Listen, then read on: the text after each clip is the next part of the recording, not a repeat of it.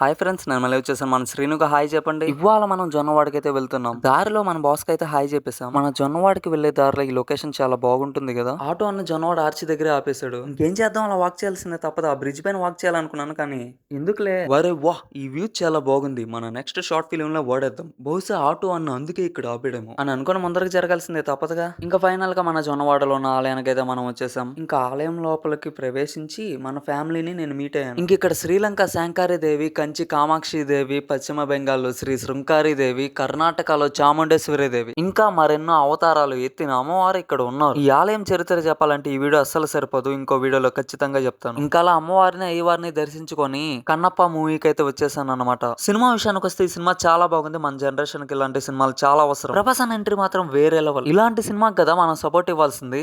నేను ఈ మూవీకి రివ్యూ ఇట్లేదు కానీ ఒక్క విషయం చెప్తున్నా, లాస్ట్ 30 minutes మాత్రం నీ కళ్ళలో నీళ్లు రాకుండా ఉండవు. నాకైతే ఈ సినిమా ఎక్కడ బోర్ కొట్టలేదు.